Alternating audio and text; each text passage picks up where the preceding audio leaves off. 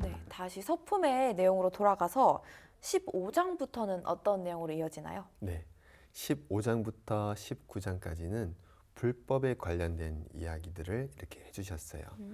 불법과 원불교의 관계 이런성을 통해서 원불교가 앞으로 어떻게 나아가야 할 것인가 하는 그런 비전을 제시해 주시고 세상에 이미 지금도 그렇지만 이미 많은 종교가 있고 그쵸. 많은 단체가 있는데 왜 원불교라고 하는 단체가 또 필요한가? 왜 세상에 존재해야 되는가 하는 그 이유에 대해서 밝혀주시고 계십니다. 네, 이렇게 교무님께서 서품의 내용을 내용별로 구분지어서 간략한 설명과 용어까지 자세하게 설명을 해주셨는데요. 다음은 서품의 내용 중 하나인 법문을 좀 더 자세히 들여다보는 법문 돋보기 시간을 마련했습니다.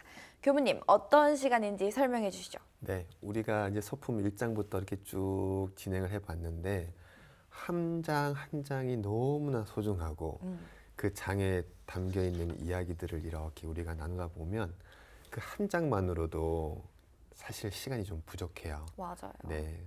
하지만 우리가 어쩔 수 없이 이 1시간 안에 서품을 다 이렇게 또 마쳐야 하다 보니까 진행을 이렇게 하고 있지만 그렇다고 해서 너무 그냥 이렇게 훑어보기로만 지나가기는 이 아까운 법문들이죠. 그렇죠. 그래서 오늘 한 가지 법문을 돋보기로 한번 세밀하게 살펴보면 더 재미가 있지 않을까 해서 준비를 했습니다. 네, 앞에서처럼 그냥 쭉 흘러가면서 보면 아쉬운 내용들이 많잖아요. 그냥 대충 이렇게 훑기에는 너무 좋은 것 같습니다, 교무님. 그럼 혹시 오늘은 어떤 법문을 준비하셨을까요? 오늘 저는 서품 9장을 우리가 함께 들여다보면 좋겠다는 생각을 가졌어요. 우리 목소리 좋은 재민교께서 서품 9장을 한번 봉독해 봐 주실까요? 네. 단원들이 방언일을 진행할 때에 이웃 마을에 부호한 사람이 이를 보고 곧 분쟁을 일으키어 자기도 간석지 개척원을 관청에 제출한 후 관계당국에 자주 출입하여 장차 토지 소유권 문제에 걱정되는 바가 적지 아니한지라 단원들이 그를 깊이 미워하거늘 대종사 말씀하시기를 공사 중에 이러한 분쟁이 생긴 것은 하늘이 우리의 정성을 시험하심인 듯하니 그대들은 조금도 이에 끌리지 말고 또는 저 사람을 미워하고 원망하지도 말라. 사필 규정이 이치의 당연함이오니와 혹 우리의 노력한 바가 저 사람의 소유로 된다 할지라도 우리에 있어서는 양심에 부끄러울 바가 없으며 또는 우리의 본의가 항상 공중을 위하여 활동하기로 한 바인데 비록 처음 계획과 같이 널리 사용되지는 못하나 그 사람도 또한 중인 가운데 한 사람은 되는 것이며 이 빈궁한 해변 주민들에게 상당한 논이 생기게 되었으니 또한 대중에게 이익을 주는 일도 되지 않는가. 이때에 있어서 그대들은 자타의 관념을 초월하고 오직 공중을 위하는 본의로만 부지런히 힘쓴다면 일은 자연 바른 대로 해결되리라. 네. 재민교 목소리를 따라 법문을 읽으니까 또 제가 제 목소리로 읽을 때와는 또 법문이 달리 새롭게 느껴지는 것 같습니다. 이 법문을 읽으면서 재민교는 어떤 느낌이 좀 들었을까요? 저는 어찌 보면 중간에 방해꾼이 갑자기 나타나서 처음 의도와 다르게 분쟁이 생길 수 있는 와중에도 나무보다는 이제 숲을 보시고 사람들을 오히려 타이르게까지 하시면서 그럴 수 있다는 게 저는 굉장히 대단하게 느껴지시거든요. 저라면 그렇게 못했을 것 같아요, 사실. 중간에 갑자기 누가 나타나서 약간 화가 날 것 같은데 어떻게 그렇게 평정심을 찾으시고 어떤 원망심을 또 가질 수 있는 그런 상황인 것 같은데 본질을 생각하면서 원래의 마음을 잊지 말아야지 하는 생각도 저도 드네요. 네, 굉장히 중요한 말씀인 것 같아요. 저도 이 법문을 이렇게 읽을 때마다 제 삶에서 많은 반성이 되는 것 같아요. 저도 제가 뭔가 하는 일을 있어서 조금만 방해만 해도 너무나 밉고 원망하는 마음이 나는데 심지어 애써서 만든 그 결과물을 그냥 중간에 가로채서 자기 것으로 만들려고 하는데 대용사님께서 이렇게 말씀을 하셨다. 이렇게 보면 나는 그 말씀대로 할 수 있을까? 이런 생각도 들어보고요. 맞아요. 여기서 참 여러 가지 중요한 포인트들이 많이 나오는 것 같은데 한번 천천히 또 돋보기를 이렇게 들여다보면서 네. 한번 우리 살펴보면 좋을 것 같아요. 네. 혹시 제가 첫 번째 시간에 말씀드렸던 대종경에는 그 초안이 있다고 말씀을 드렸는데 네. 혹시 기억이 나시나요? 네, 대종경 이제 편수 과정에서 법문을 하시게 된 상세한 상황들과 분위기들이 이제 많이 생략되었다는 이야기였던 것 같은데요. 네. 그러한 내용이 또 초안에는 남아 있다고 해서 제가 되게 궁금해했던 게 기억이 납니다. 네, 맞습니다. 그 아무래도 법문을 이렇게 편수하는 과정에서는 그런 상황성이 좀 생략될 수밖에 없었는데 이 초안을 살펴보면 그때 그 상황이나 그 느낌, 그런 감정들이 좀 더 우리에게 전달되는 것 같아요. 그래서 그 초안 내용을 우리가 한번 살펴보면서 네. 서품 9장 법문을 한번 들어볼까 합니다. 교무님 저 너무 궁금해요 지금. 할머니께서 왠지 옛날 이야기를 해주실 때 이렇게 네. 말씀해 주시잖아요. 뭔가 그런 느낌이 좀 드는데요. 맞아요. 네. 그러면 우리가 그때 옛날로 한번 돌아가서 이야기를 해볼게요. 네. 이 법문은 본래 익산총부 대각전에서 제 26회 하선 결제식에서 해주셨던 훈사 말씀 중에 일부를 이렇게 발췌한 것이라고 해요. 그 훈사를 처음 이야기하실 때 나왔던 말씀은 나는 항상 마음 가운데에 스스로 두려워하는 것이 두 가지가 있다. 그 하나는 우희고락의 우연 변동과 인과 보응의 소연 명백함이다. 이렇게 얘기하셨는데요. 우희고락의 우연 변동, 그러니까 우, 근심이 많을 때나 희, 기쁠 때나 또는 고, 괴로울 때나 락, 즐거울 때, 근심이 많을 때, 편안할 때, 괴로울 때, 기쁠 때 이것이 어떻게 변동이 되는가? 그리고 반드시 지은 것은 반드시 받게 되는 인과보응의 그 이치가 명백하다. 그 두 가지가 대웅사님 같은 그런 큰 어른께서도 두려워하는 두 가지가 있는데 그 두 가지가 이것이다라고 이렇게 말씀을 하신 거죠. 우리가 살다 보면 기쁨과 근심 또 괴롭고 즐겁고 이런 마음들이 이렇게 왔다 갔다 교체될 때가 있는데 네. 어떻게 재민교는 어떤가요? 그럴 때가 있나요? 저도 사람인지라 있죠.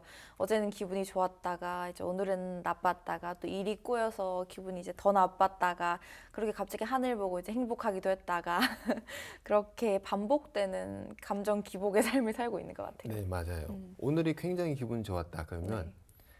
정말 신기하게 네. 내일은 기분이 덜 좋을 확률이 굉장히 높죠. 네.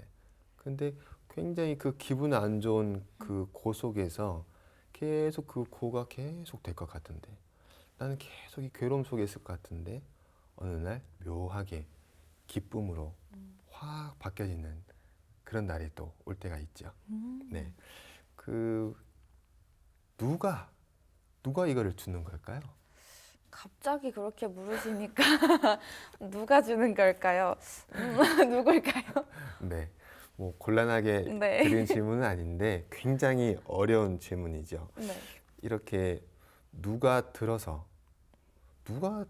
이 고를 주었다가 낙을 주었다가 거기에 대한 대웅사님께서 질문을 저에게 그날 던지신 거예요. 그러시면서 또 우리가 선악간에 지은 대로 반드시 받게 되는 인과의 이치가 있는데 여기에 대해서 대웅사님께서 설명을 해주고 계시는 거죠. 이 이야기가 바로 서품 9장에 잘 녹아 있습니다. 이 법문에 나오게 된 것이 이제 하선 결제를 하면서 인과에 대한 이야기로 이제 나온 거네요. 네. 그럼 이 법문을 통해서 인과에 대한 말씀을 결국엔 하고 싶으셨던 거네요? 네네. 이 법문을 통해서 또 우리가 깊이 배워야 할 부분은 인과에 대한 법문일 것 같아요. 지금 한번 네. 가정을 한번 해봅시다. 그 과거에는 그 영산 박원할 때 포크레인도 없죠, 지게차도 없죠. 다 손으로 다 파서 땅을 짊어지고 옮기고 또 지금처럼 뭐 따뜻한 물이 나오지 않으니까 그 겨울에는 얼마나 손이 다 뜯어지는 그런 고통을 느끼셨을 거예요. 그런 고통을 느끼면서도 이 지역에 땅을 만들어야겠다. 이 회상 건립에 내가 일조를 해야겠다 하는 마음으로 그 모든 고통을 다 감내가면서 하루하루 열심히 버티셨을 거예요. 거의 이제 다 되었다. 이제 거의 다 되었다 하는 이 시기가 되었는데 불쑥 한 사람이 나타났어요. 그리고 이 법문에 보면 그 굉장한 부자였어요. 어떤 부자였냐면 말을 당시에 3,000원이라는 돈을 그 호마를 말 한마디를 이렇게 사서 그 말을 타고 관청을 뛰어다니면서 네. 이 땅은 내 땅이요 하고 이제 이렇게 그걸 네. 탄원서를 냈다고 하는데 그때 그 3,000원의 그 말이면 지금의 화폐 가치로 이렇게 환산해 보니까 약 한 2억 정도? 예, 집 한 채를 살 수 네. 있는 정도의 지금으로 치면 최고급 차겠죠. 차를 타고 다니면서 그 차를 타고 갓 관공서를 다니면서 이 땅은 내 땅이요, 이건 내가 한 일이요 하고 이렇게 다닌 거죠. 그 당시에 여기 이제 부호라고 나와 있지만 얼마나 돈이 많겠으며 돈만 많은 게 아니라 또 얼마나 많은 권력이 있었을까요? 그쵸. 그런 사람이 갑자기 불쑥 나타나가지고 이건 내 땅이야 라고 이렇게 나왔다고 한번 생각을 한번 해보세요. 아니 교우님 그런데 좀 화가 나는데요. 너무 양심이 없는 사람 아니에요? 아니 있는 사람이 더한다더니 네. 자기 있는 거 베풀어주지 못할 망정 뭐 하는 거냐고요 지금. 그렇죠. 네. 그때의 우리의 마음에 대해서, 그때의 인과에 대해서 대웅사님께서 이렇게 해주신 법문이 여기 나와 있는데요. 그때 이 언을 막을 때에 다른 거 생각하지 말고 너희들의 마음만 봐라. 우리의 마음만 봐라. 이 말씀이죠. 우리 마음에 복을 씻는 씨앗이 있다고 그러면 반드시 그거는 복으로 올 거다. 거기에 대해서 조금 더 의심하지 마라 라는 말씀이에요. 이 마음에 대한 마음이 중요하다는 말씀이죠. 마음이 중요한 거군요. 네. 마음. 네. 네. 그렇죠. 여기에 우리 교법인 인과보응의 이치가 여기에 드러나 있는데요. 우리가 인과보응에 대해서 한번 이야기를 나눠보면 좋을 것 같아요.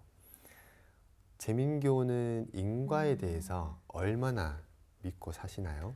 인과. 저는 한 80% 정도 믿는 것 같아요. 80%? 네. 100% 미만이면 사실 의미가 없어요. 90%를 믿든 80%를 믿든 단 2%를 믿든 네. 믿지 않는 것은 믿지 않는 것이니까요. 만약에 이 건물이 무너지지 않는다, 이 건물은 무너지지 않는다 하는 그 사실에 대한 믿음이 한 2%만 부족하다고 생각을 해볼게요. 그러면 우리가 여기서 이렇게 방송할 수 있을까요? 없죠. 불안한데요. 계속 불안할 거예요. 언제 무너질까? 혹시 도망간다면 어디로 도망가야 될까? 계속 그런 불안한 마음이 들겠죠. 인과에 대해서도 우리가 100% 믿지 못하면 그 믿지 않는 그 2%, 10%, 20%에서 불안한 마음이 이렇게 나오게 됩니다. 대웅사님께서도 이 당시에 네.